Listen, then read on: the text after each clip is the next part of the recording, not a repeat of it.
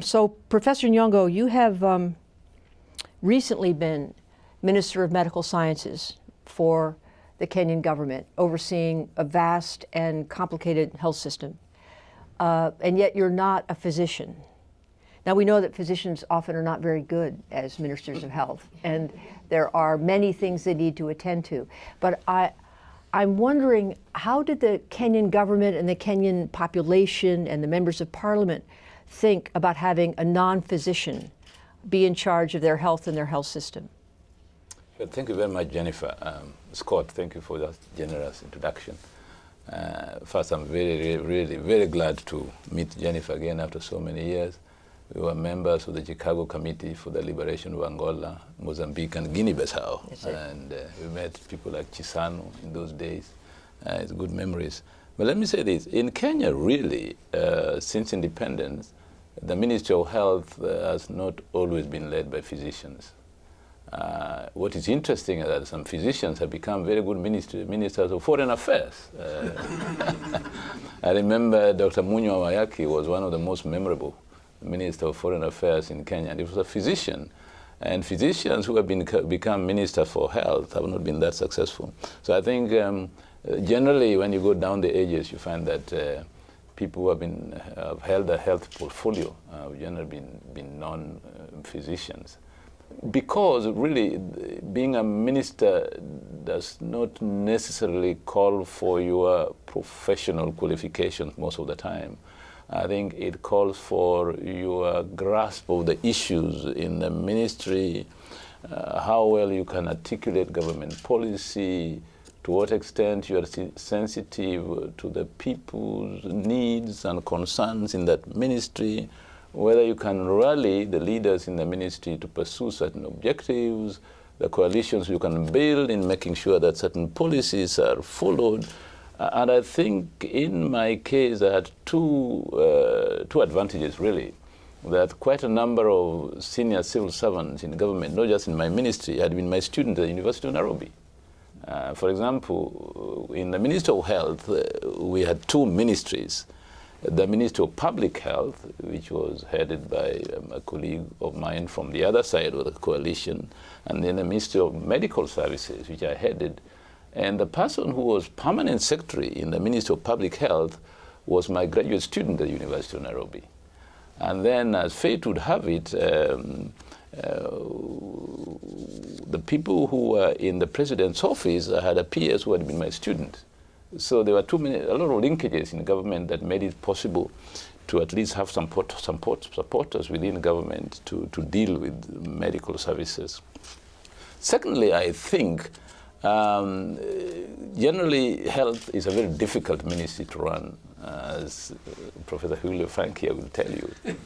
It's a very difficult ministry to run. One, because although health issues are important, government does not necessarily usually take health to be one of the frontline ministries.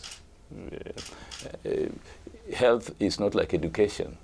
Is education, if you make a policy, you'll see kids going to school in uniform in the morning and teachers holding meetings and applauding what you're doing. In health, you don't necessarily cannot easily parade patients in hospitals, you know. So it's not as sexy as education. So although I was very passionate about issues in health, it did not follow that government as a whole could rally behind you immediately on those issues. You really need a president who is concerned about health to make your life easier as a minister for health. Those of you who are interested in becoming leaders in health, and I think that's all of you in the room and all of you listening, should take to heart a few of the points that Professor Nyong'o is highlighting here. Technical expertise is not as important as really good leadership skills and management skills and organizational skills. You need quite a deep knowledge of the system, your country, the political processes. You need to be able to make alliances. It helps to have good colleagues, former students and friends in other pivotal positions. And you need to be attentive to local popular issues, be receptive, be able to translate those issues into the realms of policy and politics, And within the civil service, even if you're very high up, the bully pulpit may not be yours. It may be, as in this case, the president's. So that's generic, but certainly in Kenya turned out to be very important.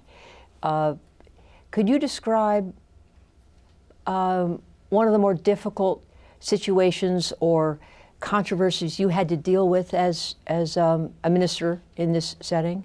I think the most difficult situation I was in was trying to transform the National Hospital Insurance Fund into a National Health Insurance Fund, a process we had started in the year 2004 when I was Minister for Planning and National Development, and my colleague Charity Ngilu was the Minister for Health.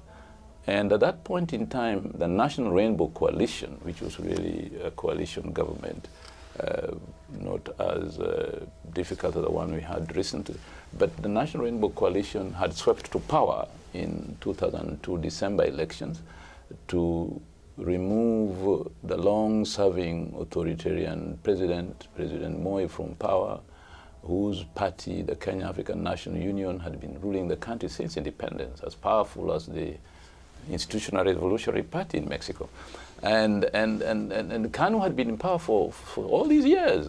And nobody had dreamt that KANU would ever be removed from power. In fact, our presidential candidate in 2002, who had been a vice president before, had described when he was in KANU, the removal of KANU was trying to cut a mugumu tree with a razor blade. But we managed to remove KANU with his leadership in 2002 December, and we came to power with tremendous popular support. In fact, Kenya was rated in January, February 2003 as the happiest nation on earth. And people expected the National Rainbow Coalition to do wonders. And indeed, we did do wonders in the first few months because we launched the free primary school education. And even 75-year-old men went to school. And it's a global phenomenon. And we thought then, with the Minister for Health, that yes, we can also seize this opportunity to push through Parliament a bill to introduce universal health coverage in Kenya. We did push the bill through Parliament, yes, in 2004, but then the President didn't sign it into law. And we were kind of surprised, but the two reasons he gave were, one, that the government could not afford it, and two, that really you can't force Kenyans to belong to an insurance scheme. They must have a choice. But this was really the position of a lot of donors and the position of the private sector for very selfish reasons. And so we lost that battle. Now, when I became Minister for Medical Services several years later, in 2008, I thought we should revisit this issue, but maybe I should follow a strategy a little bit different from the one we had followed in 2004, 2005. And my strategy was use the existing legal instrument of the National Hospital Insurance Fund, which gave the minister and the board leeway to increase contributions to the scheme, and also leeway to increase coverage, and maybe just push an amendment to the Act which would allow us to make contributions based on percentages of one's income, which I thought would be much fairer. That was very easy. We did that. But then came the unions and the employers, the Federation of Kenya Employers and Central Organization of Trade Unions, which fought us to no end. And they went to court blocking the thing. The industrial court gave a ruling in our favor. Then they went to the High Court to appeal. 10 months later, the High Court gave a ruling in our favor, but nothing happened because then they threatened that they would go on strike en masse. And the government was too frightened to implement this policy. In the meantime, time was passing. So I kind of, we were making these changes, and actually NHIF was actually getting more coverage. In that moment, the government decided to expand social health coverage for civil servants, the police, and the armed forces, and give the responsibility to the National Hospital Insurance Fund, which was good for me because at least we were making some progress. We were not standing still. After carrying out a pilot scheme to extend coverage to outpatient care, certain hospitals started signing with NHIF for outpatient care. So we're making progress, but not as fast as I could. In the meantime, the doctors and the nurses went on strike and had another problem in my hands, and they were calling me names. In the meantime, the Committee of Health in Parliament decided to investigate NHIF because of accusation of corruption, and they were calling me names. So times were not very easy. Fortunately, the elections came with a new constitution, and people forgot a little about my battles. And the new constitution even made a very radical proposal in Article 43, saying that all Kenyans have a right to health care, affordable, accessible, and quality health care, including reproductive health. So at least now it is written in the Constitution that whatever happens, Kenya has to implement universal health coverage as a way of implementing the constitutional requirement. This is a saga that is, I'm sure, resonant to all of us watching the development and halty rollout of the Affordable Care Act. And it would help us, wouldn't it, in the United States if we had a constitution that has that article in it. And the Kenyan Constitution, the new one, is really now a model for many countries around the world. And it's going to help. I mean, obviously these issues of cost, healthcare personnel buy-in, and implementing access will lie ahead. But it sounds as if you have really plowed new ground, which will allow this in the next several years to become much more of a reality, which is pretty impressive. I'd like to move into another area that relates to your effectiveness as a leader and speaks to the broad gauge of experience you have. You spent many years as a student, and I can testify to that, and then as a young academic rising in the ranks of both prestigious appointments and also teaching and learning. You spent a fair amount of time in opposition politics. And how has that prepared you for entering the mainstream and now these roles of power? In some places, it includes here in the States, students are advised to, be pretty careful, not to challenge authority, to be flexible and bend, not to develop their own instincts of integrity and justice, because in the longer run, they will then have a chance later to move from that platform of consciousness. How would you speak to how life has prepared you for what you're doing now and for what lies ahead? Actually, it's very interesting. I think I enjoy the opposition politics better than being in government. Opposition politics, as Calestus Juma here knows, he was one of us in those days. I mean, opposition politics, although things were difficult and you were hunted and put in police cells and in detention and so on, somehow you felt you were making progress because you knew that your opponent was like Goliath. But every time, at least, you went to court and challenged them and they withdrew, you had a sense of satisfaction. And then every time, at least, they changed policy to at least open up certain frontiers for participation, you felt you were doing something. And of course, in 1992, when we finally forced the president then to allow for multi-party politics, it was fantastic. You could look back and feel that all these years you've been being harassed by the police and being put in detention. Everybody was now enjoying. It was a fantastic kind of rebirth, you know what I mean? You felt that all these crowds standing in the stadium was a result of these things you have done. I mean, it was good. I mean, you felt a kick in yours somewhere that you had done something good. But then when you go into government, achievement not as easy to come by. Okay, so you hold election, you're elected. The moment you get in government, there are all these people abusing you and holding placards and calling you names. And sometimes you wonder, what the hell is they doing with these fellows? So I really think that those years in Chicago really prepared us. And then, Jennifer, you know, in Chicago, when we were having this committee for the liberation of Angola, Mozambique, and Guinea-Bissau, every time you collected clothes, and then Ruth First came to Chicago, and Joachim Chissano came, and you handed these things over, and you knew they were using them in the field. And then Bob Van Lierop came with a Luta Continua, and you could see the reports from the field, Samora Machel capturing territories. You know, you felt part of the game, of the process. And I think those memories, those things kind of prepare you when you come into government eventually to be more sensitive on how people gain than what you yourself get from government. It makes you a kind of a different human being in government, I think.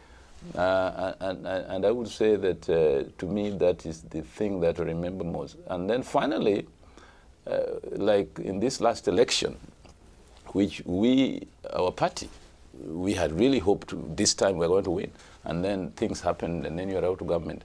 If you've been in the kind of mood of liberation struggle, you don't get too disappointed. You kind of, I think to me, accept the outcome more philosophically, and then you summon your mind to the old dictum, a luta continua. So you hope that this is not the end of the world. Yeah. Are you ready to ask some questions? Who would like to begin? There's a mic here. Yes, sir. If you could wait for the mic, it's just coming. Okay. Right behind you, sir. Jambu, Jambu. Dr. Nyong'o. Okay. My name is George Mosley. I teach in the Department of Health Policy and Management here at the Public Health School. I just returned from 2 weeks in Nairobi, where I was teaching in a new MBA, healthcare management MBA program at Strathmore University. Yeah. While I was there, a summit took place at the school dealing with public-private partnerships in Kenya generally, not just in healthcare. I'd be interested in your thoughts on the value and the potential of such partnerships in Kenya. I think such partnership is extremely important in health. You know definitely, and I'm glad you are at Strathmore. Just before I left, I'd gone to give a lecture at Strathmore on health issues. A very good university, by the way. You know, in Kenya, healthcare has been delivered almost 50% by government, 50% by the private sector.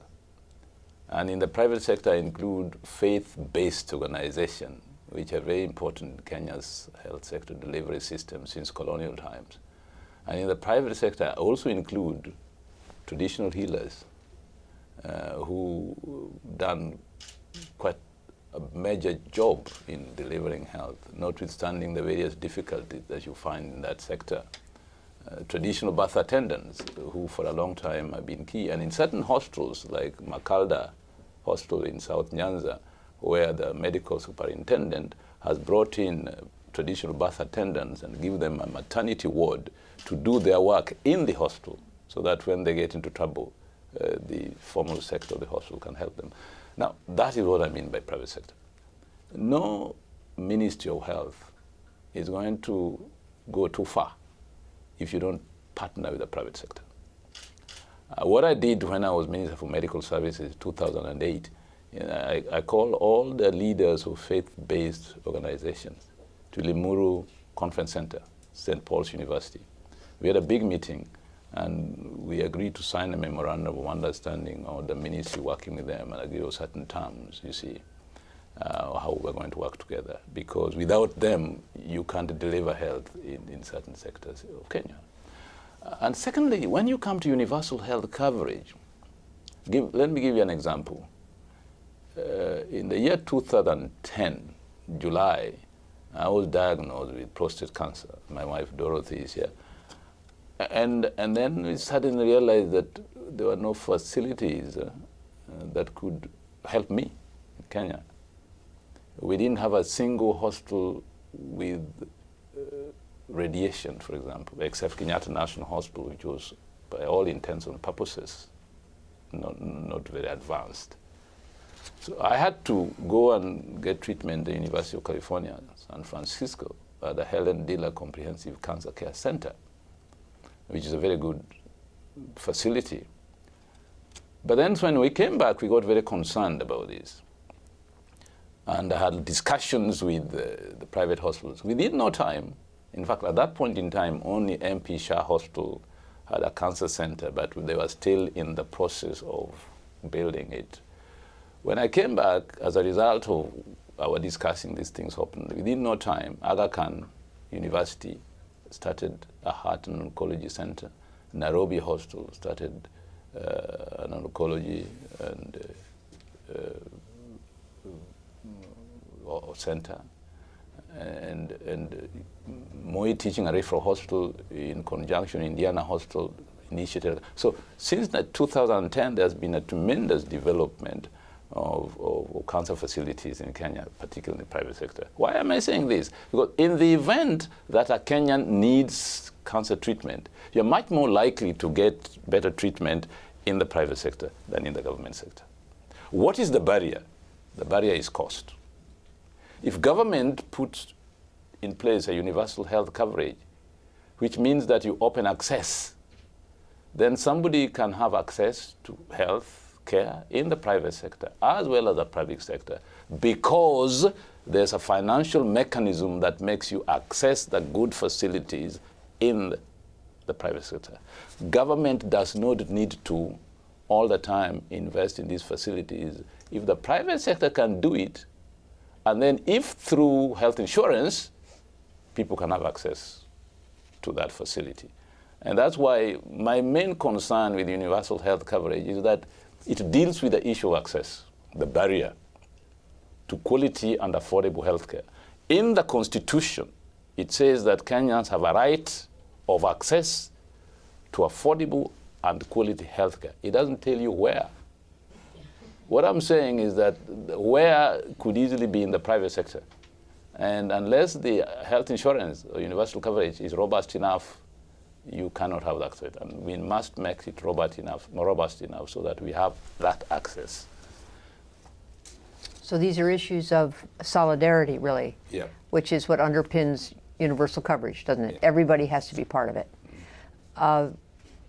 This also links to the conversations we have and an increasingly scholarly discussion of the burden of non-communicable disease in the developing world. A very poignant and positive story. Thank you. Other questions or comments? Yes, please, in the back.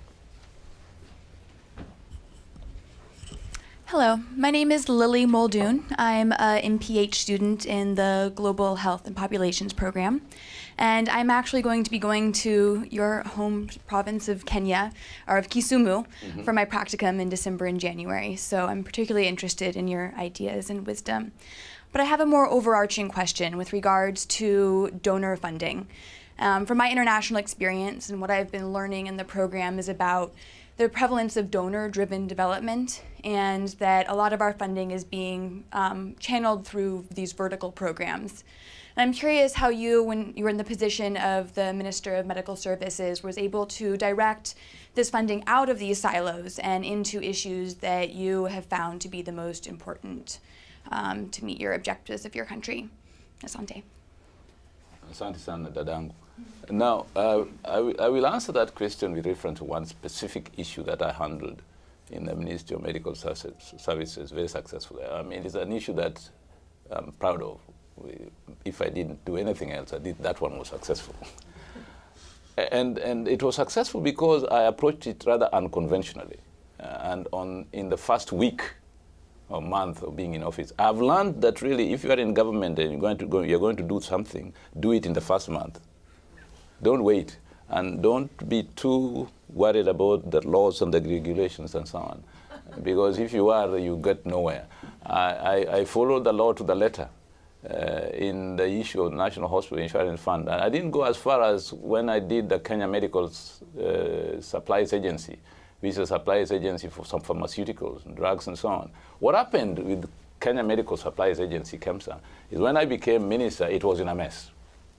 I got in and my permanent secretary came and said, look, we have pending bills running to about 2.8 billion Kenyan shillings of service providers who have not been paid.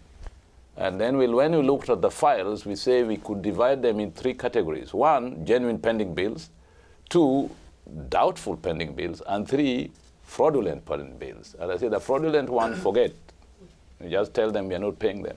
The doubtful one, let's look at them. The genuine one, please go ahead, pay. So it's this middle lot that are important to me at this point in time. And when we did that, then I say the problem is not really the supplier, the problem is ourselves, because KEMSA has not been doing a good job. And so I called the KEMSA board and I told them why this. The board started fighting in the boardroom in front of me. The chairman, the CEO, the member, they couldn't agree. So when they left, I told the permanent secretary, write the chairman of the board a letter saying the board is suspended. The CEO is sent on compulsory leave. The acting CEO will take over. We are going to establish a caretaker committee, give them 90 days to write new rules and new procedures for running KEMSA. And after 90 days, I'll appoint a new board. So the caretaker committee took over with very strict terms of reference, which we had gazetted. This was against the law, by the way, because 2 weeks later, the head of public service wrote to my permanent secretary and telling him that, tell your minister that he had done an illegal thing. But the thing was popular. So legality was swept aside by popularity. So we did it and streamlined KEMSA. Now, KEMSA had another problem, is that the donors, as you say, used to purchase drugs and send them to KEMSA for distribution without giving KEMSA any money for transport. And then without letting KEMSA know that these drugs were needed where. So the donors say, we have purchased these drugs for this region.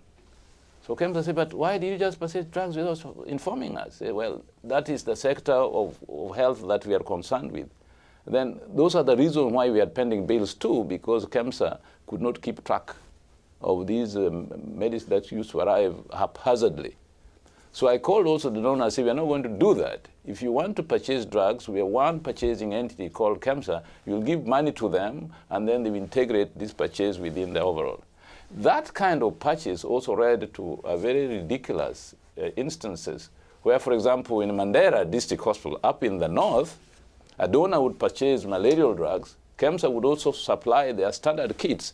And you'd find that Mandera, which has very few cases of malaria, has an oversupply of malaria drugs, whereas Homa Bay, where malaria cases are very high, is undersupplied. So these irrationalities of donor doing their things, I had to put right. And we did it by really revising the policies of KEMSA, bringing donors in. And in the end, the USAID actually supported us and the World Bank in putting in place an enterprise resource program for proper management of cancer supply of drugs. And I think today, what I'm very proud of is KEMSA is much better run. We had less oversupply of drugs. We streamlined the stealing of drugs by transporters when they go to facilities. And I think we are in a much happier place now than then. And the donors, of course, came in line. But at least that is one area of dealing with donors that we are successful in. I don't think we were very, up to now, I don't know what's happening, but they still have had certain silos in the health sectors. And the health sector, Julio, happens to attract a lot of donors.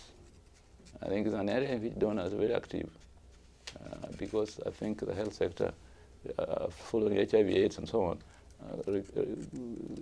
honestly requires a lot of international collaboration. But I think that collaboration should be better managed nationally.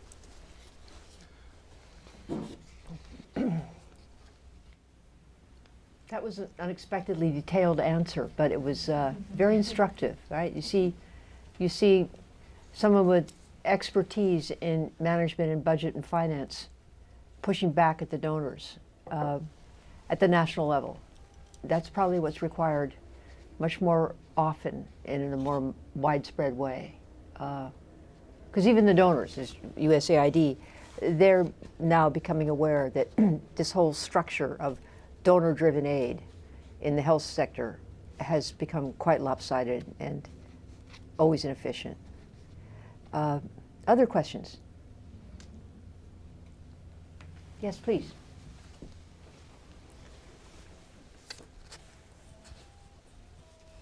Thank you, Professor Nyong'o. My name is Situnya Matenge. I'm from Botswana, and I'm an MPH candidate here at the School of Public Health, doing the Global Health concentration. My question has two parts to it. Firstly, I'd like to know what you'd consider to be the most important lesson that you learned as Minister of Medical Services in Kenya. And secondly, I'm also interested to know if fate were to have you reassume the role of Minister of Health, what you would do differently, and if so, what would that thing be? Thank you. I was going to tell you that I would run away on the first day. But what most important lesson that I learned as a minister, I think the most important lesson that I learned was that things which you perceive as self-evident, like said in the American Constitution, we hold these truths to be self-evident. They're not always self-evident to everybody. They're not. And you may think they're self-evident, you really flog yourself to do them, and you wonder why people are not seeing this. Secondly, that reason does not always carry the day in politics. Coalition building, persuasion, keeping hopes alive, making sure that you don't tell people that you know is best, but that they know it better than you. These are the things that work in politics, in getting things done. Because I think that in 2004, the mistake that the Minister for Health and I did in pushing that social health insurance bill in Parliament is that we didn't first of all go out to bring on our side people who were potentially opposed to this thing. We didn't, even the Minister for Finance, we didn't bring him on our side, really, if I remember well. But then subsequently in 2008, up to when we were doing the NHIF, although we tried very hard to have this called stakeholders, the term was brought into our vocabulary called stakeholders, people holding stakes, that bringing them together and supporting you only works when key sectors, key persons are also on your side, like the president and all that. So these are some of the lessons I learned. It's very difficult to summarize them, but really that is what I learned. Things are when you're in a position of decision making, like in government. And the last lesson I learned is that don't feel too bad when you fail. Because perhaps, I don't know, Hilo, what your experience was, but perhaps on a day-to-day basis, there are too many initiatives which don't see the light of the day, but which are pretty good.